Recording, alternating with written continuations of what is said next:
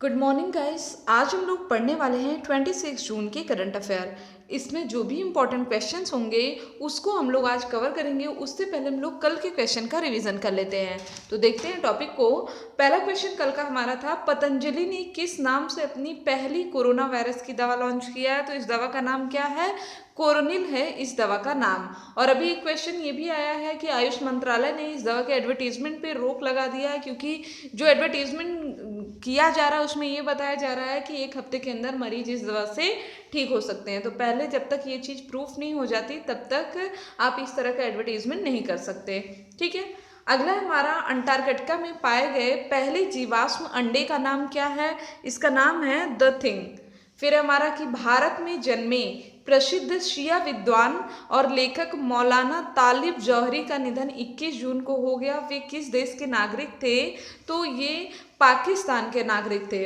अगला क्वेश्चन है हमारा कि विश्व बैंक ने हाल ही में किस देश के लिए 1.05 बिलियन अमेरिकी डॉलर की राशि को मंजूरी दिया है? तो बांग्लादेश को। इसके अलावा चाइना ने क्या किया है? बांग्लादेश में जो भी सामान जाते हैं 97% सामानों पे टैरिफ कम कर दिया है। ठीक है। अगला हमारा, डेडमैन के नाम से मशहूर WWE के किस दिग्गज रेसलर ने प्रोफेशनल रेसलिंग से संन्यास लेने का ऐलान किया? तो इनका नाम है अंडरटेकर। अगला क्वेश्चन है हमारा, किस संस्था ने कूलिंग एंड हीटिंग गारमेंट के लिए पेटेंट लिया है? तो ISRO, Indian space research organisation ने इस गारमेंट के लिए पेटेंट कर लिया है। ठीक है। इसका प्रयोग कहाँ होता है? तो अंतरिक्ष यानों में मुख्य रूप से इसका प्रयोग किया जाता है।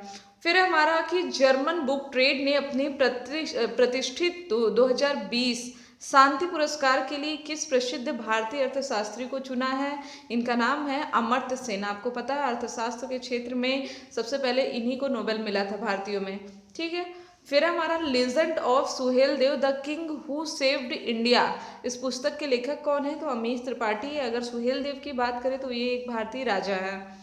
अगला है हमारा, 23 जून को कौन सा दिवस मनाया जाता है? तो 23 जून को संयुक्त राष्ट्र लोक सेवा दिवस, ओलंपिक दिवस और अंतर्राष्ट्रीय विधवा दिवस के रूप में मनाया जाता है। फिर हमारा, भारतीय जनसंघ की स्थापना करने वाले डॉक्टर श्यामा प्रसाद मुखर्जी की पुण्यतिथि कब मनाई गई? तो 23 जून को इनकी पुण्यतिथि मनाई गई है। अब अगला क्वेश्चन हमारा, देखिए सबसे पहले तो इस क्वेश्चन को पढ़ाने से पहले मैं आपको बता दूं, आपको पता है कि जब से LAC पे यहाँ पे विवाद स्टार्ट हुआ है तब से भारत सरकार ने क्या किया है? ये कहा है कि भारत को अब कंप्लीटली आत्मनिर्भर बनना है। हालांकि अब जो परिस्थिति आई, कोरोना, बहुत से ऐसे चीज़ें हुई हैं रिसेंट लास्ट 6 मंथ में। ठीक है। तो हमें ये क्या करना है कि आत्मनिर्भर बनना है। अब मैक्सिमम ऐसे कदम उठाए जा रहे हैं जिससे भारत आत्मनिर्भर की ओर अग्रसर हो रहा है। तो ये उन्हीं में से एक है। जैसे government e marketplace, e commerce portal ने विक्रेताओं को मूल देश का उल्लेख करना अनिवार्य कर दिया। सपोज कोई भी कंपनी है, किसी ने कुछ बनाया, कोई उत्पाद, कोई प्रोडक्शन किया है, तो उसमें उनको अपनी कंट्री का नाम मेंशन करना बहुत ज़्यादा जरूरी है। इससे क्या होगा? अभी कहा जा रहा ना आत्मनिर्भर बनो, तो आत्मनिर्भर बनने का मतलब क्या? हमारे चारों तरफ जो चीज़ें, मैक्सिमम हम जो भी एडवर्टीजमेंट देखते हैं, ठीक है, या हम मानते हैं कि ये ब्रांड बहुत अच्छा है, तो आप ज़्यादातर अगर नोटिस करेंगे, देखेंगे, वो बाहरी हैं। वो सारे ब्रांड क्या हैं? बाहरी। हमें ये भी नहीं पता कि हमारे देश में कौन से ऐसे ब्रांड है जो कि बहुत ज़्यादा पॉपुलर है। ठीक। तो एक कदम ये उठाया जा रहा है कि चलो अगर नाम लिखा रहेगा कंट्री का तो लोग पढ़ के एक बार के लिए कोशिश करेंगे आत्मनिर्भर बनने की। ठीक है। तो जिम में किया गया यह परिवर्तन मेक इन इंडिया और आत्मनिर्भर भारत अभियान की नीतियों का अनुरूप है। तो बिल्कुल सही बात है। राइट आंसर क्या होगा हमारा? A और B दोनों सही है। चलिए देखते हैं हमारा डिटेल। सरकारी निकायों के लिए ऑनलाइन खरीद मंच, गवर्नमेंट ई मार्केट प्लेस, जिसे हम लोग जिम के नाम से जानते हैं, सभी नए उत्पादों को पंजीकृत करते समय विक्रेताओं को मूल देश का उल्लेख करना अनिवार्य कर दिया गया है। ठीक। और यहाँ पे जिम, वाणिज्य और उद्योग मंत्रालय के तहत एक विशेष प्रयोजन वाहन है। ठीक है, नए विक्रेताओं को अनिवार्य करने के अलावा जिम उन विक्रेताओं को भी अनिवार्य करता है जिन्होंने पहले अपने उत्पादों को मूल देश को अपडेट करने के लिए अपलोड किया था। यदि कोई विक्रेता इनका पालन नहीं करता है तो उनको एक बार तो चेतावनी दी जाएगी और उसके बाद भी अगर उत्पाद अपडेट नहीं किए गए तो उन्हें हटा दिया जाएगा। आपको पता होगा कि जिम प्लेटफॉर्म पर खरीदार अब विभिन्न उत्पादों में स्थानीय सामग्री का कितना प्रतिशत उपयोग किया है इसको भी देख सकते हैं। ठीक, तो एक तरह से देखा जाए तो भारत को आत्मनिर्भर बनाने के लिए काफ़ी अच्छी पहल की गई है। अगला क्वेश्चन हमारा H1B वीज़ा। आप सभी को पता है कि अमेरिका इसको इशू करता है और ज़्यादातर अगर हम लोग देखें तो भारतीयों के संदर्भ में ये बहुत ही ज़्यादा महत्वपूर्ण हो जाता है। ठीक है, तो अभी यहाँ पे भारतीय समेत अन्य विदेशियों को दिक्कत होगी। ठीक, ये कौन इशू करता है? तो ये अमेरिका इशू करता है H1B वीज़ा। भारतीय IT पेशेवरों के बीच लोकप्रिय है H1B वीज़ा, जिसके मदद से वे विदेश कार्य वीज़ा जारी करने पर इस साल के अंत तक रोक लगा दिया गया है।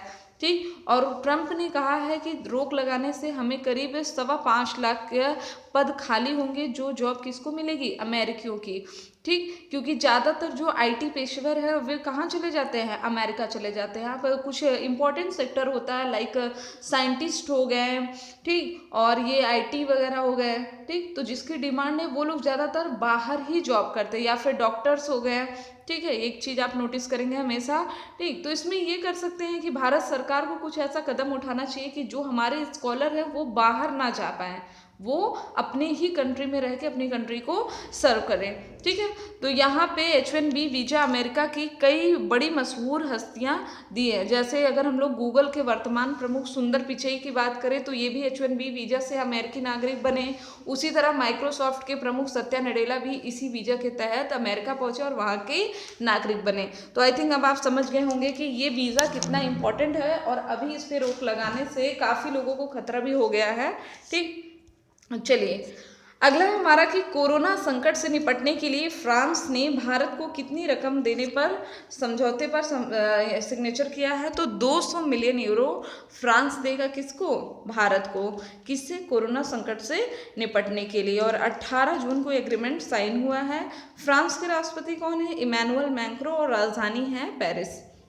फिर हमारा किस संस्था द्वारा भारत सरकार ने सभी सहकारी बैंकों को निगरानी में रखने के लिए अध्यादेश जारी किए हैं? तो ऐसा इसलिए किया जाता है कि जो आम जनता है उनका विश्वास बैंकों पर बना रहे। तो अभी RBI ने एक अध्यादेश जारी किया है।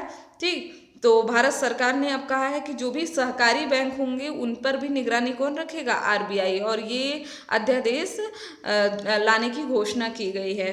ठीक, इस निर्णय की घोषणा केंद्रीय सूचना और प्रसारण मंत्री प्रकाश जावड़ेकर के द्वारा की गई है। RBI की शक्तियां जैसे अनुसूचित बैंकों पर लागू होती हैं वैसे ही अब सहकारी बैंकों पर भी लागू होंगी। इससे क्या होगा कि लोगों का विश्वास बढ़ेगा। अगर हम लोग बात करें तो देश में 1482 शहरी सहकारी बैंक और 58 बहुराज्यीय सहकारी बैंक है। बीते कुछ समय से देश के अलग अलग हिस्सों को कोऑपरेटिव बैंक में नियमों की अनियमितता का खुलासा किया गया है। ठीक, और सरकार का कहना है कि RBI की निगरानी में आने के बाद 8.6 करोड़ से अधिक जमाकर्ताओं को भरोसा मिलेगा और ये भी आश्वासन मिलेगा कि उनका जो पैसा कितना है 4.84 लाख करोड़ रुपए ये सुरक्षित है। ठीक है, चलिए अब अच्छा RBI की स्थापना कब हुई थी? तो 1 अप्रैल 1935 को हुई थी। RBI के वर्तमान गवर्नर कौन है? शक्तिकांत दास हैं। फिर हमारा विश्व बैंक के अध्यक्ष कौन है? डेविड मालपास हैं। ठीक, तो विश्व बैंक के अनुसार 2017 के लिए क्रय शक्ति क्षमता के मामले में दुनिया की सबसे बड़ी अर्थव्यवस्था के रूप में भारत का रैंक क्या है? तो भारत तीसरे स्थान पे है। ठीक है, क्रय शक्ति क्षमता जिसे इंग्लिश में हम लोग परचेजिंग पावर पार्टीज के नाम से जानते हैं। इसमें क्या है? इसमें चीन और अमेरिका के बाद तीसरी सबसे बड़ी अर्थव्यवस्था कौन है? भारत। और कुल 176 अर्थव्यवस्थाओं को इसमें शामिल किया गया है। अगर हम लोग भारत PPP के संदर्भ में वैश्विक सकल घरेलू उत्पाद देखें तो इसका 6.7% हिस्सेदारी है। वैश्विक वास्तविक व्यक्तिगत खपत और वैश्विक सकल पूंजी निर्माण में PPE आधारित हिस्सेदारी के मामले में भी भारत तीसरे स्थान पे है। ठीक, याद रखिएगा इसको। अब जिन लोगों ने अभी तक ऐप को इंस्टॉल नहीं किया है वो ऐप को इंस्टॉल कर लेंगे, और आप कुछ भी पढ़ना चाहते हैं सब्जेक्ट या फिर आप किसी भी एग्ज़ाम की तैयारी करते हैं कॉम्पिटेटिव एग्ज़ाम की, तो आपके लिए ये ऐप काफ़ी ज़्यादा बेनिफिशियल है। ठीक, तो आप इंस्टॉल करके यहाँ पे रेटिंग और रिव्यू दे सकते हैं। चलिए अगला हमारा कि भारतीय स्टेट बैंक की एक रिपोर्ट के अनुसार लॉकडाउन के कारण प्रति व्यक्ति आय में कितने प्रतिशत की कमी हुई है, तो 5.4% की कमी हुई है प्रति व्यक्ति आय में। ठीक है, तो महामारी के बाद देश में अलग अलग राज्यों में लोगों की आय का अंतर कम हो जाएगा। ठीक, इस दौरान धनी राज्यों की आय में गरीब राज्यों के मुकाबले अधिक कमी आने की संभावना। इस रिपोर्ट में बताया गया है कि 2020-21 के दौरान अखिल भारतीय स्तर पर प्रति व्यक्ति आय 5.4% से घट करके 1.43 लाख रुपए सालाना रह जाएगी। ठीक, याद रखिएगा। और इस वित्त वर्ष के दौरान महाराष्ट्र, गुजरात, तेलंगाना और तमिलनाडु जैसे धनी माने जाने वाले शहरों में प्रति व्यक्ति आय में करीब 10 से 12% की गिरावट आएगी। ठीक है, चलिए फिर हमारा उच्च शिक्षा संस्थानों के लिए मानव संसाधन विकास मंत्री द्वारा शुरू किए गए प्लेटफॉर्म का नाम क्या है, तो इस प्लेटफॉर्म का नाम है युक्ति 2.0। तो मतलब 2.0 का मतलब क्या है, 1 वर्जन इसका ऑलरेडी आ चुका है। यहाँ पे देखते हैं 23 जून को हमारे मानव संसाधन विकास मंत्री रमेश पोखरियाल निशंक ने उच्च शिक्षण संस्थानों में व्यावसायिक क्षमता, इंक्यूबेटेड स्टार्टअप से संबंधित सूचनाओं को व्यवस्थित करने में सहायता प्रदान करने के लिए इसका शुभारंभ किया है। इससे पहले 12 अप्रैल 2020 को युक्ति वेब पोर्टल को लॉन्च किया गया था। अच्छा, इसका फुल फॉर्म क्या है, young India combating Covid with knowledge, technology and innovation. इस पोर्टल का उद्देश्य बहुत ही समग्र एवं व्यापक तरीके से कोविड-19 से संबंधित चुनौतियों के विभिन्न आयामों को कवर करना है। अगला हमारा कि हाल ही में किस राज्य सरकार ने इंदिरा रसोई योजना लॉन्च किया है, तो इसको लॉन्च किया है राजस्थान ने, जो कि क्षेत्रफल की दृष्टि से भारत का सबसे बड़ा राज्य है। राजस्थान के मुख्यमंत्री हैं अशोक गहलोत। इन्होंने 22 जून 2020 को तमिलनाडु की अम्मा रसोई योजना की तर्ज पर राजस्थान में भी इंदिरा रसोई योजना लॉन्च करने की घोषणा किया है, और कहा जा रहा है कि प्रत्येक वर्ष तकरीबन 100 करोड़ रुपए सरकार इसमें खर्च करेगी। हालांकि कितने में खाना दिया जाएगा ये अभी डिसाइड नहीं हुआ है।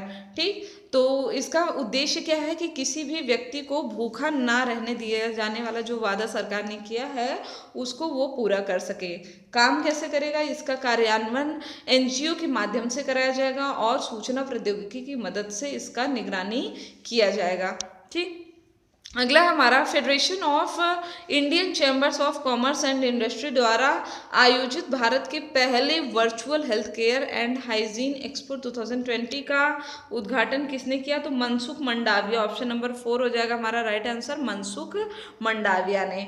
इन्होंने इसका आयोजन 22 से 26 जून को ये हो रहा है, और मनसुख मंडाविया जहाज रानी रसायन और उर्वरक मंत्रालय में राज्य मंत्री हैं।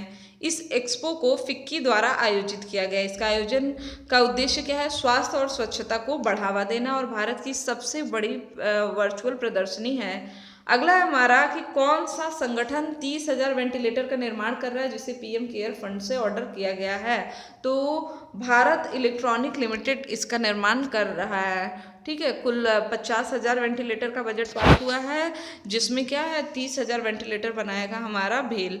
ठीक, भारत इलेक्ट्रॉनिक लिमिटेड। इसके जो ये है कंपनी, ये भारत सरकार के रक्षा मंत्रालय के अधीन एक सैन्य एवं नागरिक उपकरण एवं संयंत्र निर्माणी कंपनी है, और इसकी स्थापना कब हुई थी, 1954 में। तो ये थे हमारे आज के इंपॉर्टेंट क्वेश्चन। आई होप कि वीडियो आपको अच्छा लगा होगा। वीडियो अच्छा लगे तो चैनल को सब्सक्राइब करें, शेयर करें और लाइक करना ना भूलें। डेली अपडेट्स पाने के लिए बेल आइकन पर जरूर क्लिक करें। Thank you friends, thank you so much.